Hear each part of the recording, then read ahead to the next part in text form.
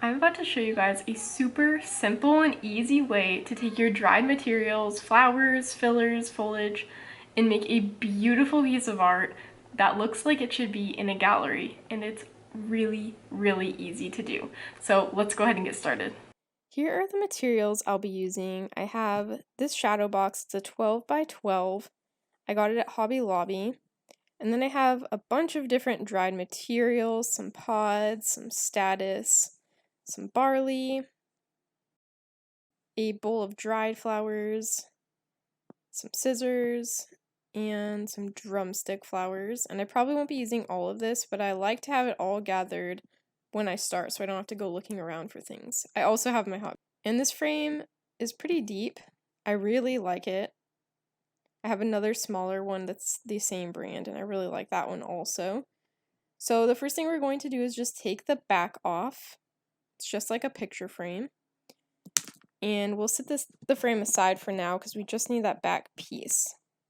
So you can kind of see it's actually material. It's like fabric, and there's some batting in there, so it's a really squishy background. I really like the color. It's just super neutral, but it also gives it like a warm feeling because it's fabric.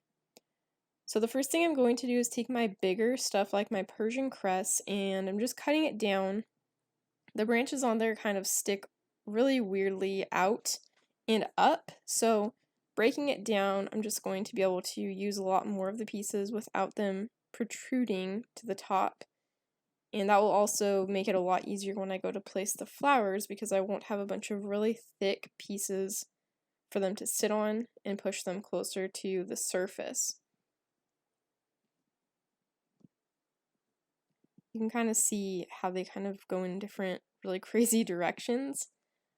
But breaking them down, they still look super pretty and add lots of texture. So once they're all broken down, I kind of lay out what I think I want it to look like before I start gluing. And I do this with every project just so I have an idea, because once you glue, hot glue, especially to fabric, it's really hard to undo it if you change your mind.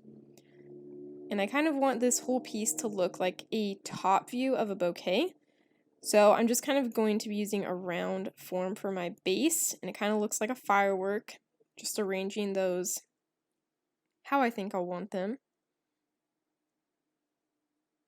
And then I'll go ahead and add a few other pieces just to get kind of idea of what it's going to look like. This is some eucalyptus. It looks so pretty dried. So once you know what you want it to look like, you can take all of your pieces off and you're ready to start gluing.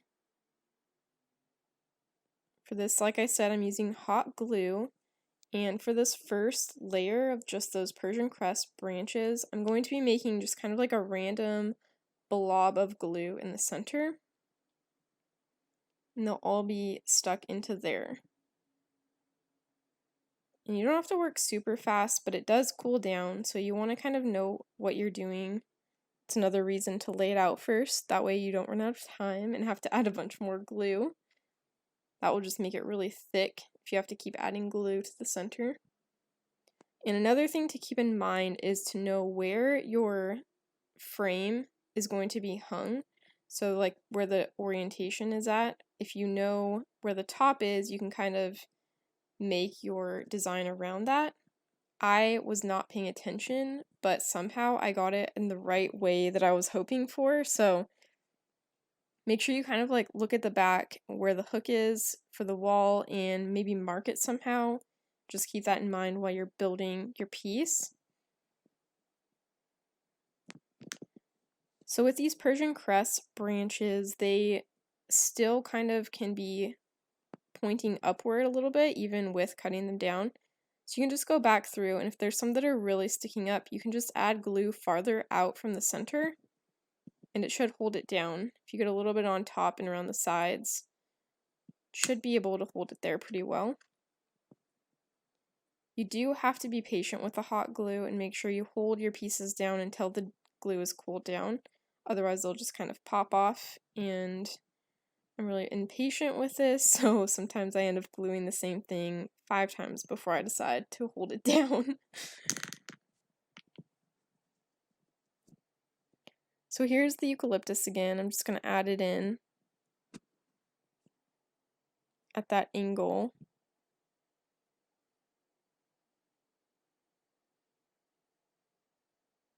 The eucalyptus lays pretty flat, but it still is 3D, so it looks really, really pretty in these shadow boxes, because it's not super branchy, but I really like how it looks in there.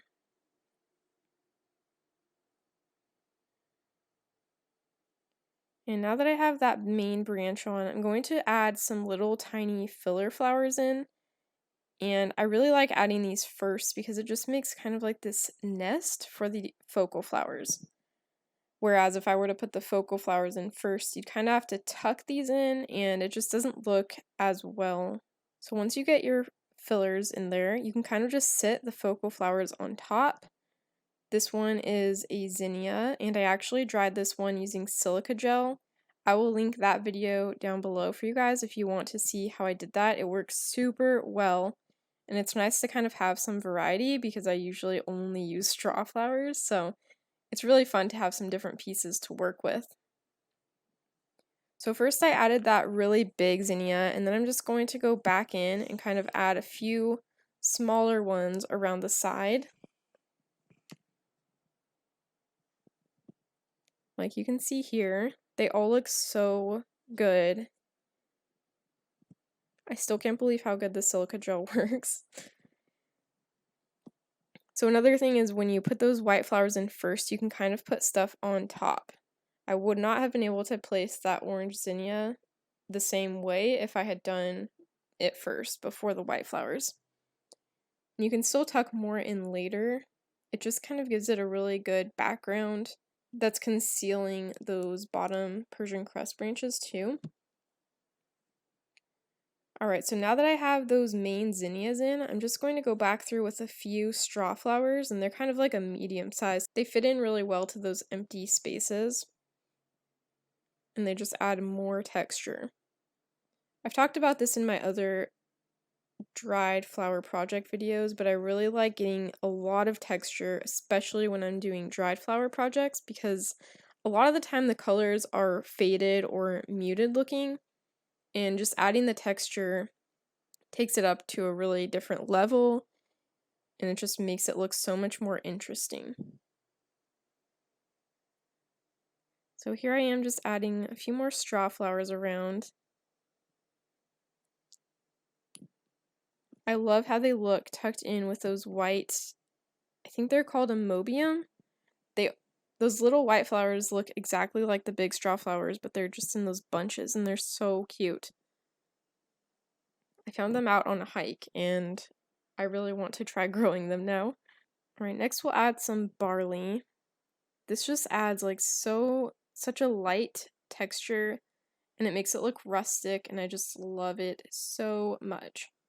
So like I said earlier, I did do a smaller frame, and I'll try to insert a picture here of it. But it was super simple, and it just had 3 little straw flowers, and it took like 5 seconds to do. It was so cute though. I really like these shadow boxes, and I got them both at Hobby Lobby. Sometimes they'll have them on sale for half off, or you can use your 40% off coupon. They're a really great option. Alright, so here I am just adding some more barley around. And then you can tuck in some more eucalyptus. And this is kind of where the finishing touches come in. You can take a step back and just see where you need to place some more things, but also make sure you don't overdo it because there's so much beauty in simplicity, especially when you're using these flowers that are already so beautiful. And now I'm going to add the drumstick flowers. This will help balance out that really heavy eucalyptus in the corner that I was talking about. And it just gives it some more balance and also like a whimsical feel. These drumstick flowers are so cute.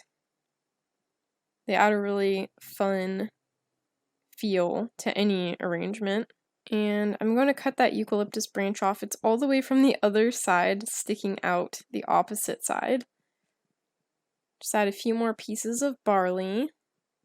I like to make sure I kind of spread them throughout, so there's some all the way around. Just really makes it cohesive and pulls it together. Then you can take one final look and make sure everything looks good. So I'm going to add a little bit more eucalyptus. You can try things out before you glue them. See what looks the best. And once you figure out where you like it, you can then glue it on. So the last thing I'm going to add is a little bit of this grass, and I still don't know what it's called. I found it when I was out foraging, and I really liked it, so I just grabbed a bunch and dried it. It's super cute, and it goes well with anything. Just adds one final little texture in there. And I'll place a few more around. Alright, so now that we're happy with how it looks, we're going to go back through and cut off anything that's hanging over the edge. These little barley hairs, or I don't know what they're called, they're really itchy. Just cutting those off. And anything else that's hanging over the edge so we can have a nice clean finish. You can also now check for any hot glue that's left over. You don't want that to be seen once you put this back in the frame. It does make kind of a big mess, so make sure you look closely, and you can see how thick it is right here.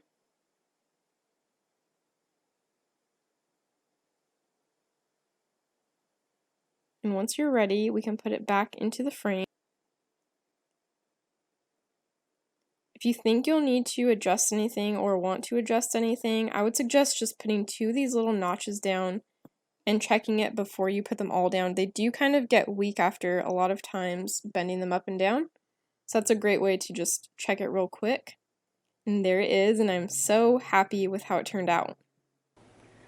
I really hope you guys enjoyed this video. If you did, please give it a thumbs up. And if you haven't subscribed to my channel yet, I would love to have you. Go ahead and also hit the notification bell. That way you'll know every time I post a new project.